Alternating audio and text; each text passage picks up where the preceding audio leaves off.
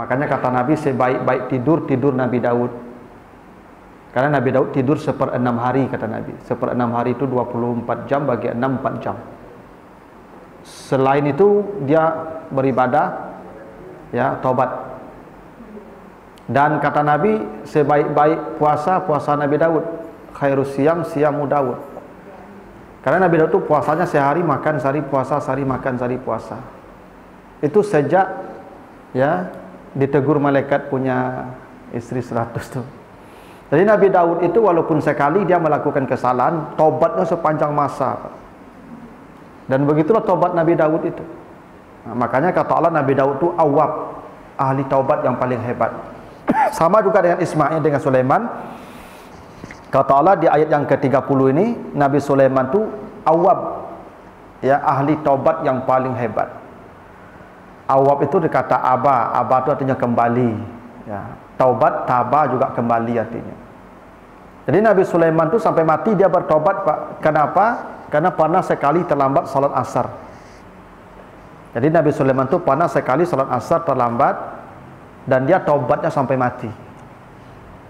Sama Nabi Adam, Pak. Nabi Adam itu sekali berbuat dosa, hanya sekali, Pak. Sudah diusir dan dia bertobat.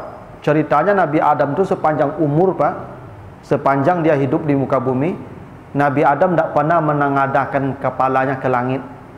Kenapa? Malu. Nabi Adam itu kalau jalan menunduk saja. Kenapa? Dia malu menghadap Tuhan. Maka Nabi Adam sampai nanti di akhirat di padang mahsyar, ketika kita ramai-ramai mencari nabi-nabi, termasuk Nabi Adam kita cari untuk menegakkan hisab, Nabi Adam malu berdoa pada Allah. Jangan saya yang kalian suruh berdoa. Kenapa? Dulu saya berdosa dan tidak tahu apakah sudah diampuni atau belum, kata Nabi Adam. Itu malunya Nabi Adam itu, Pak. Ya. Nah, jadi Nabi Sulaiman ini kata Allah awab. Awab itu yang paling banyak bertobat, sepanjang hidupnya dia bertobat hanya karena satu kesalahan tadi. Ya. Nah, awak tiap hari berdosa, Pak. Kadang juga galak tiap hari. Ya. Nabi Sulaiman sekali berdosanya, Pak. Sepanjang hidup dia menyesali, bertobat dan malu kepada Tuhan. Itu namanya awab. Ya, dan dia ni'mal abdu, ahli ibadah yang paling baik. Coba bayangkan, Pak Ibu. Dia punya kerajaan, Nabi Sulaiman itu punya kerajaan sepertiga bumi. Itu kenapa kendaraannya kemudian angin terakhir. Perjalanan 1 bulan oleh Sulaiman itu setengah hari atau sehari. Karena pakai angin. Jadi wilayah Sulaiman itu luas, Pak. Sepertiga dunia dia punya masa itu. Kekayaannya tidak bisa dibayangkan, Pak, Nabi Sulaiman itu. Pasukannya, Pak, bukan hanya manusia, jin, binatang. Tapi Sulaiman tidak pernah terlambat salat kecuali 1 kali saja. Bayangkan Jawa, Pak. Ya. Tidak presiden, tidak kayu gadang, ya, cuman pegawai negeri biasa saja. Semuanya terlambat darui saya, sibuk panjang saya. Ya, Pak. Nabi Daud tak tanggung, ya, luasnya kekuasaannya, Pak. Tak tanggung banyak yang diurus, sampai binatang, burung-burung pun diurus. Ya. Nah, konon katanya Sulaiman juga punya orang rumah, punya istri 100, Pak. Sama seperti ayahnya. Zaman dulu tu boleh, Pak. Nabi Daud juga, Nabi Ayub juga 100 istrinya. Zaman tu boleh istri banyak-banyak. Karena manusia masih seketek, harus dikembang biakkan. Ampek itu setelah hijrah, Pak. Yang lebih diampek ceraikan, kata Nabi. Jadi itulah kenapa Sulaiman disebut awab tadi. Apa yang dilakukan Sulaiman sehingga dia kemudian disebut Allah dengan sifat awab? Di ayat 31, iz urida alaihi bil ashi safinatul jiyad. Ketika dihadapkan kepada Sulaiman di sore hari kendaraan-kendaraan yang sangat mewah, safinat al-jiyad, itu sifat kendaraannya, Pak. Safinat itu, Pak, bahasa sederhananya kendaraan yang ketika berhentinya tenang. Kan ada, Pak, kalau berhenti mendadak kan ada podok akan mungkin apa. Nah, itu tidak kendaraan mewah. Kendaraan mewah itu, Pak, berhenti awak rasa biasa saja, Pak, tenang.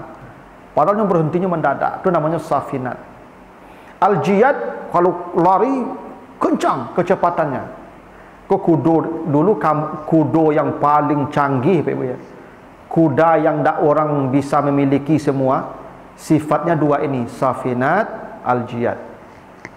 Kalau berhenti remnya cakap, kalau berjalan coba nak tabang Pak, turbo. Kira begitu. Ini sederhananya kalau sekarang diterjemahkan Ferrari atau Lamborghini.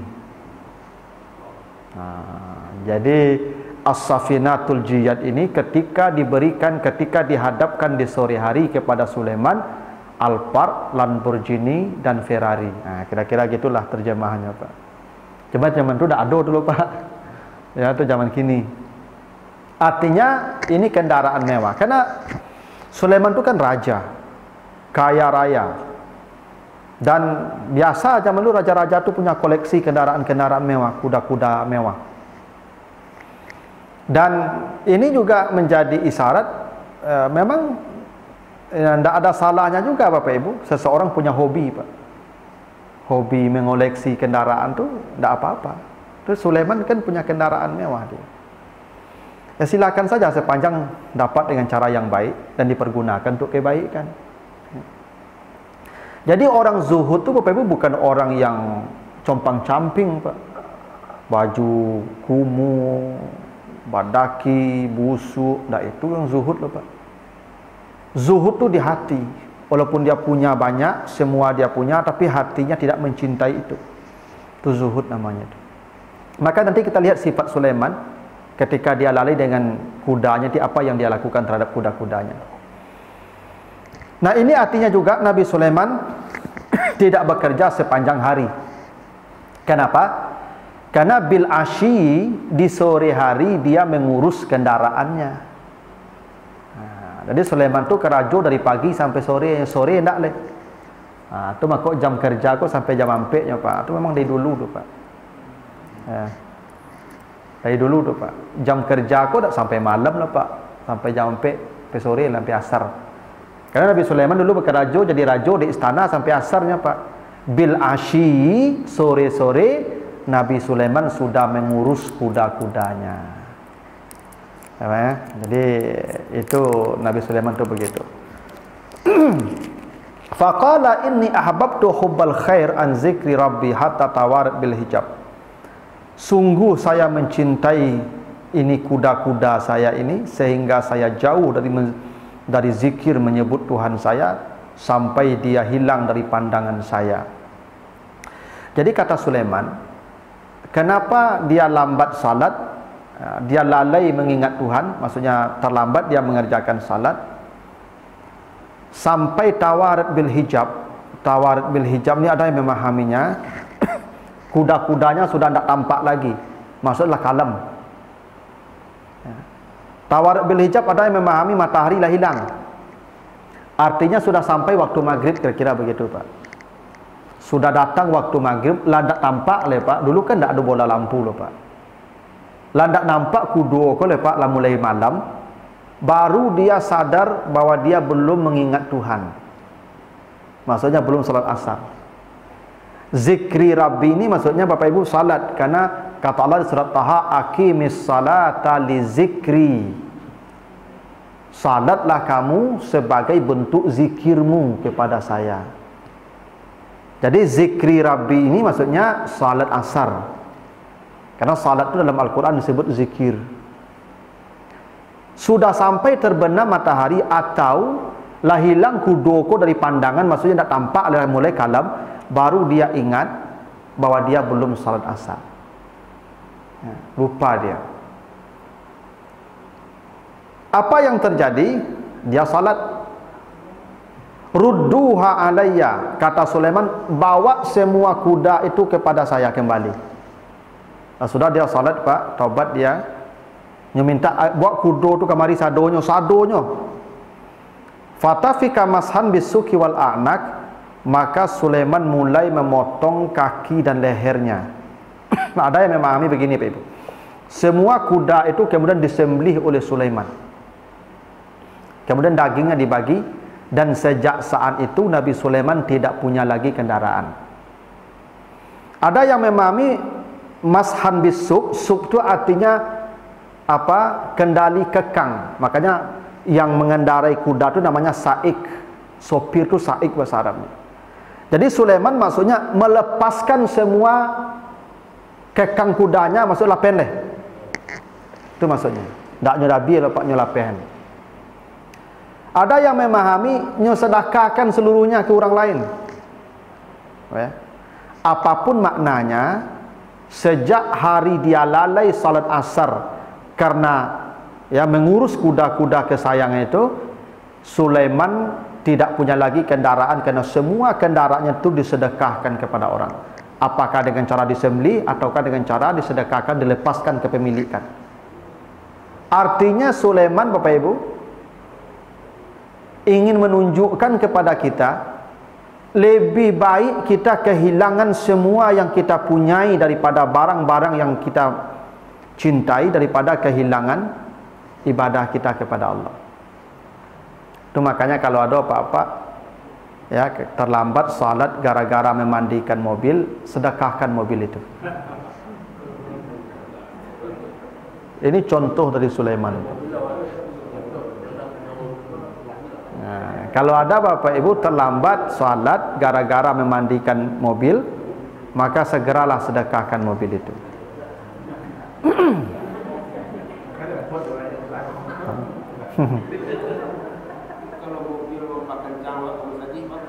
Itu mantap tuh Pak.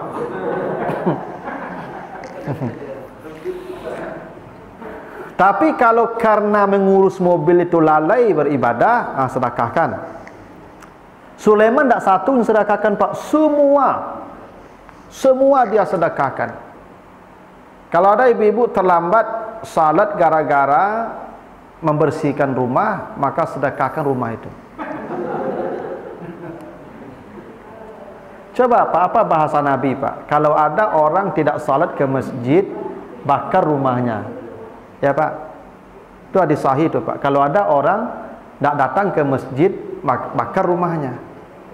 Kenapa dibakar rumahnya? Lebih baik dia kehilangan rumah mewahnya ketimbang kehilangan ibadahnya ini. Lebih baik dia kehilangan mobilnya daripada kehilangan ibadahnya ini. Coba, jangankan ibadah yang wajib Bapak Ibu, yang sunat sajalah. Apa kata Nabi? Rak'atul fajri khairum minad dunya wa ma fiha. 2 rakaat salat sunat di waktu fajar setelah azan subuh, ada orang salat sunat 2 rakaat, kata Nabi, dia telah diberikan oleh Allah nilai kebaikan melebihi dunia dan semua isinya. Itu yang sunat baru Pak. Bayangkan yang wajib Pak. Yang wajib lebih dari itu. Dan salat yang paling besar nilainya Bapak Ibu subuh dan asar. Nabi Sulaiman yang terlambat salat asar. Ya. Kenapa Sulaiman mensedekahkan semua kendaraan mewahnya? Lebih baik kita kehilangan Innova, Avanza itu Pak, daripada kehilangan ya berjamaah ini Pak. Nah, itu dicontohkan Sulaiman begitu Pak. Ya, makanya dia sebut ni'mal abdu tadi, sebaik-baik ahli ibadah. Sekali dia terlambat salat cuman, semua yang membuat dia terlambat tu dia sedekahkan. Nah, wajar kalau dia disifati ni'mal abdu, ahli ibadah yang paling baik. Dan sejak satu dia berjalan kaki. Lebih baik dia berjalan kaki kemana-mana tapi salatnya tepat waktu daripada pakai kendaraan tapi terlambat. Makanya lebih baik orang tidur di pinggir jalan pakai pondok saja daripada punya rumah mewah tapi gara-gara kemewahan rumah tu tak bisa solat ke masjid. Lama mana lalu tu. Lebih baik lalu berangit-rangit banyak, jago tak sebentar tapi bisa ke masjid. Cuma kok lalu kok lama apa AC dingin, gerangi ndak ado, salimui tabah. Tu malih jago jam setengah jam ampek tu Pak. Tapi kalau rumah ko mencobong se nyamuk banyak, tu tak sebentar jago se Pak. Tu masjid dah tu mah. Dah untung rumah banyak nyamuk ada ya. Tak perlu pakai alarm jago lah Pak Ibu. Mengiong-iong kata lingor saya jago seorang ekonom mah. Enak.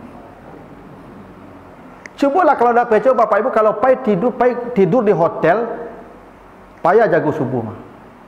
Percayalah Pak Ibu kamu, asal lalu di hotel, jarang-jarang ke masjidnya tu.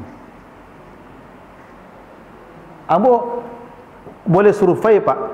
Pergilah Pak ke hotel mewah tu, cek berapa persen tamu hotel tu yang salat subuh ke masjid. Coba cek Pak. Pukul keyo ya Pak, mungkin hitungan jarinya Pak.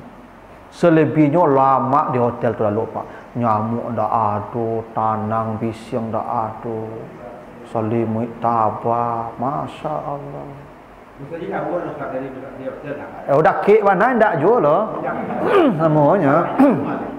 Di hotel kok kedap suara Pak. Hotel kok dibikin kedap suara. Apa kalau hotel cuma lah Pak pergi ke Makkah. Walaupun dah kek Masjid Haram tu Pak, terdengar ndak azan ke hotel tu Pak? Ndak Pak. Memang disetting untuk kedap suara. Untuk lalu lama. Makanya kata Nabi, wajar Nabi berkata, bakar rumahnya, kata Nabi. Lebih baik dia tidur di pinggir jalan, dia nyamuk banyak. Dengan nyamuk banyak tu yang jago bisa ke masjid. Daripada nyot di rumah mewah tu, tak bisa ke masjid.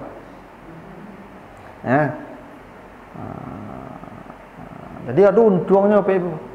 Kalau rumah tak rancak-rancak bana tu, lagi mencobong saya banyak kan, nyamuk kadang-kadang empuk kaki masuk. Woi rancak tu Pak Ibu, dak kelamak kan lalu sampai pagi tu. Bisa ke masjid tu.